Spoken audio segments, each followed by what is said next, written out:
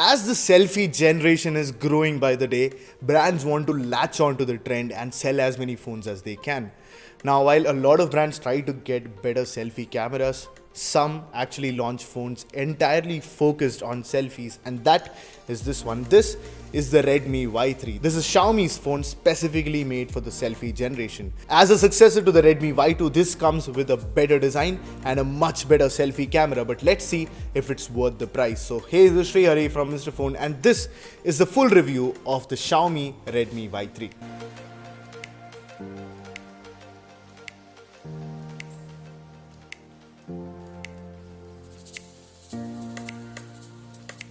Before we jump into the video, please don't forget to subscribe to the channel and also hit the bell icon right next to it, because we have so many cool videos going up on the channel that it's crazy and you shouldn't miss that.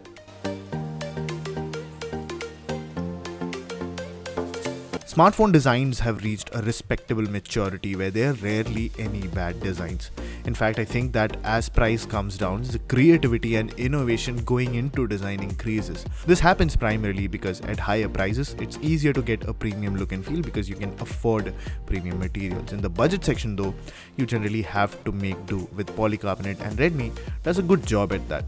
The blue back has unique parallel gradients on two edges, and there are also lines under that material that look really good. While the gradients are a personal preference thing, the curves definitely help with the ergonomics of the phone. The design is much more ergonomic compared to the glass-clad Redmi Note 7 Pro, which is flat at the back. When compared to other phones like maybe the Realme U3 Pro, this does look slightly thicker, and this feels thicker in the hand, although both of them only have 4000 mAh batteries. So this phone is slightly thicker than it could have been probably. The buttons are nice and clicky. That said, with plastic buttons, I'm always worried that they'll get mushy over time. That said, there's nothing better at this price, so there's no point discussing. At the bottom, you find a dual speaker grill. That said, only one of them is the speaker and the other one is just there for symmetry, I guess. At the top, you find the headphone jack along with an IR blaster that you can use to control a few appliances that you have with the Mi Remote app that you have inside the phone. So the headphone jack puts out good sounding audio. The speaker grill, again, the same with all speaker grills. It's slightly tinny. It's a single speaker grill. I think the low end is slightly missing on that, and also while generally playing games I do end up blocking the speaker grill. I've learned not to do that. Now that's nothing special with the Redmi Y3, but I was able to get the sound out even while playing games and was not blocking the single speaker grill. It comes with a triple SIM slot inside, so 2 SIMs and a separate micro SD card slot, so a triple slot design. Now we move to the display, and this has a dot notch panel with an HD plus resolution, which is very close to what we had last year. Now I think while it's difficult for brands to have 1080p resolution at this price, I do expect Xiaomi to at least provide that. Now with all that said, if we look past the resolution, display quality is really good. The white point is slightly on the warmer side, but for the most part you have a good looking display which you'll have to pixel peep into to find any pixelation. We were shooting outside a lot for this phone, and the display looked absolutely crisp outside, and I became a fan of the display when we were shooting outside. The display, when we compare it to the Redmi 7, looked slightly different, and that was mainly in the color tone. Me and Arshad both preferred the display on the Redmi 7. That said, the display on the Y3 is not bad either. Fortunately, this comes with Corning Gorilla Glass 5, just like Redmi Note 7 Pro, which means that while it could still break easily, it's slightly more susceptible to scratches. The touch response is really good, and so is the display glass. I think with display, unless you absolutely need the resolution on paper, the Y3 should provide a satisfying experience.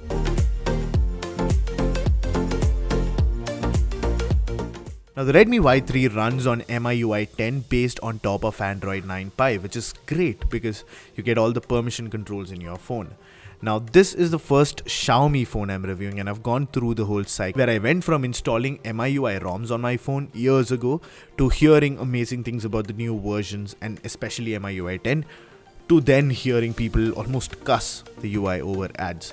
Now the Redmi Note 7 Pro that we recently reviewed on the channel was quite bad when it came to ads, and I experienced that as soon as I started setting this phone up as well. I was watching some YouTube while the apps were being installed, and every time the app completed installation, my video would stop and I would be taken to the installation page which had an ad on it as well, of course. This went on to become so annoying that after a point I kept the phone aside and waited for all the apps to install. Fortunately, you can turn this one off, but the fact that it's on by default kinda sucks. Also, another place that I found the ads over the lock screen, constantly seeing ads on the lock screen. But fortunately, that was most of it, because generally when compared to the Redmi Note 7 Pro, the ads on this thing are really controlled. I still found the UI to be slightly stuttery, and that I think is because of the excess animations that MIUI 10 has. This was visible, especially when closing apps. The animation was mostly stutter. The UI is not as snappy as I would have liked it. It does come with Project Treble support, but again, no seamless updates. That said, with MIUI, it's mostly Project Treble in reverse. They generally update MIUI versions without updating the underlying Android version, which ends up giving you pretty much the same experience. When you go to settings, you also find the newly launched Mi Pay that we saw recently launch with the Redmi Go phone. And in Mi Pay, you can actually link your UPI setup, and hence do a lot of stuff. You can transfer money, you can pay, you can transfer money, you can request money, you can pay your bills, all this with a pre-installed app in MIUI. This definitely has bloatware on the phone. Apps like Daily Hunt, Facebook, Opera News, Amazon, etc., a few more. Most of them were quite useful, so no worries there. The look of the UI is something that I like a lot. Unless you're Samsung, Apple, or even OnePlus, design consistency in UI is generally missing. With MIUI 10, I think that design consistency is quite impressive, and I just like the whole flat look of the UI. If you look at all the different elements, when you try to lower or increase the volume of the phone, when you go to the quick settings menu, the settings page, all of it has been organized well, and there is a designed parity and makes the whole UI look quite mature. Which it is, of course. And that being said, the whole UI experience for me has been much better than I expected, because there were no ads mostly. But just the small thing is that if the animations are lowered a bit, I think the UI would look much more snappier.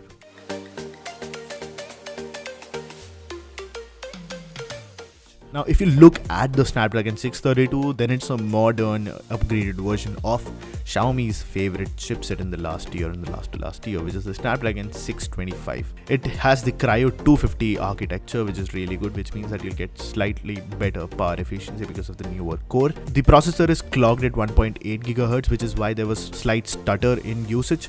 It's an octa-core chipset built on, of course, 64-bit architecture. Apart from that, it supports dual SIM and dual VoLTE as well. Now, for everyday use, the phone performs well enough, although I would have liked the performance to be slightly smoother. One of the things could be the 1.8 GHz processor, but more than that, I think Xiaomi has some heavy animations going on, which honestly I would swap in a heartbeat for snappiness. The phone is also quite slow to load. Consistently, the phone took a long time to turn on. When I was restarting the phone, it just took a lot more time than I expected, and it also took its time even after loading to get the apps on. Coming to gameplay, I was able to play PUBG on this at default low graphics. At 30 FPS, I was able to get 30 frames per second consistently. Now what that means is that this phone is definitely not built for gaming. That said, if you do buy it for other features on the phone, then you can easily game on it as well.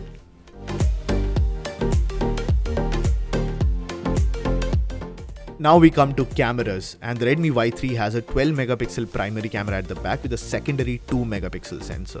The back cameras take good looking pictures, the colors look good, the details look to be slightly average, but the pictures look quite appealing. That is also truly to be expected, since Xiaomi's camera processing has become quite mature and you can expect to get good enough shots in broad daylight. Low light photography though from the back camera is not very exciting. It's manageable, you can get some good nightlight shots with it, but for the most part it doesn't look very good, and you also don't get night mode on this, so you don't get any help there as well. But that's not the main camera on this phone.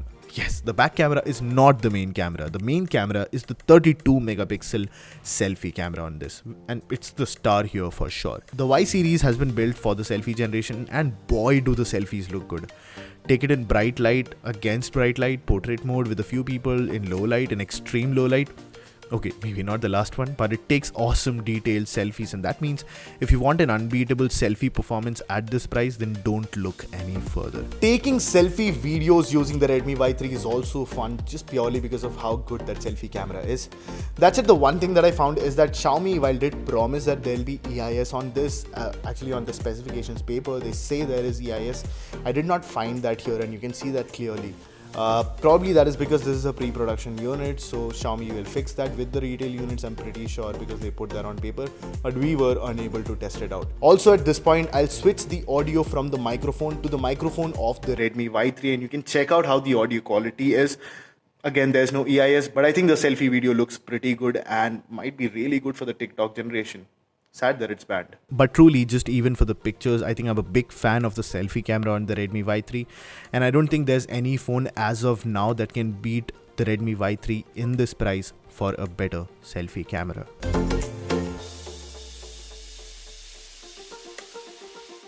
Now finally we come to the battery, and this one has a 4000 mAh battery inside, and you get a 10 watt charger. The Redmi Note 7 Pro, we got the same setup. We had 4000 mAh battery, and with the 10 watt charger we got a charging speed of about 2 hours 20 minutes. And this is again very similar to that 10 minutes plus or minus. This is the charging speed that I got with it, and that is of course with the 10 watt charger provided in the box. This, in my knowledge, does not support 18 watt fast charging like the Redmi Note 7 Pro. It's good enough that you get a 10 watt charger inside the box. Apart from that, the battery life has been pretty standard, and with the lower resolution display and a power efficient chip, the battery life should actually be better than what the Redmi Note 7 Pro provides. And I think with the 4000 mAh battery you should not have a problem with that. If you do end up buying the phone, I can assure you that you will get long hours of selfies and selfie videos and whatever you want.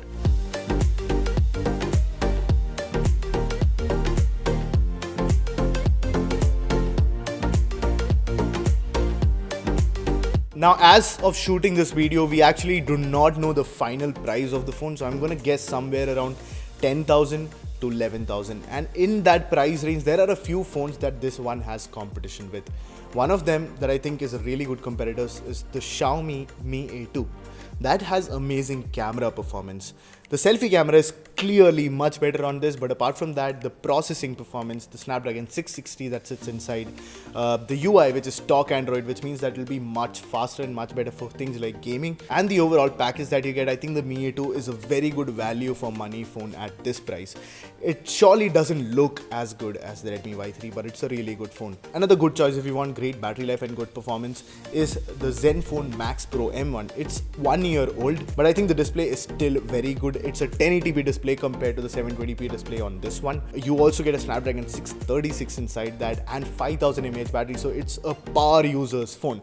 It doesn't look good again as much as the Redmi Y3, but it is the choice to go for if you are a power user and you want a phone for your needs. Another phone that you want to look at when it comes to the selfie frenzy is the Realme U1. This one had a crazy selfie camera, and I think if you look at the selfies in the review that we've done of the U1, I think the U1 is a very big competitor for the Y3. Also, it has the Helio P70, which is a much better processor than the Snapdragon 632.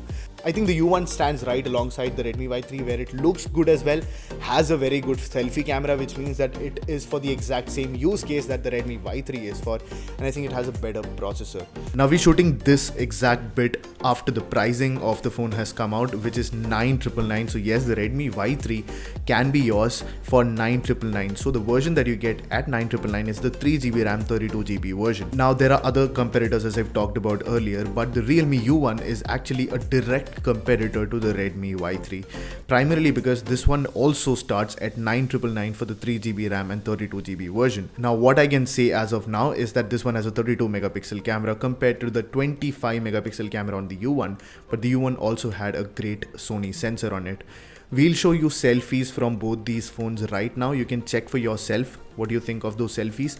We'll obviously let you know if we want to do a comparison later on with the two phones. Apart from that, the Realme U1 has a better processor, which is the Helio P70. It's a much more powerful processor than the Snapdragon 632. Those are the main differences between the phone. Of course, the UI is different and all of that, but those are the main core differences. Let me know what you think. Let me know which of these phones is that you prefer for yourself. Is it the Realme U1 or the Redmi Y3? So let us know if you want us to do a comparison of the Realme U1 with the Redmi Y3. But apart from that, I think the Y3 is great when it comes to design. It looks really good. It comes from Xiaomi, so for the people who love MIUI and love the experience, I think this one has a much better software experience, also because there's less ads. So I think this is a much better software experience compared to the Realme U1. And the only other reason I would recommend the Redmi Y3 is if it's priced under 10,000. Please let me know what you think of the Redmi Y3 in the comment section below. Please let me know if there's any feedback for this video as well. But I guess with that we come to an end. That's it for this one. Thank you so much for watching. This is Sreehari from Mr. Phone, and I'll catch you in the next one.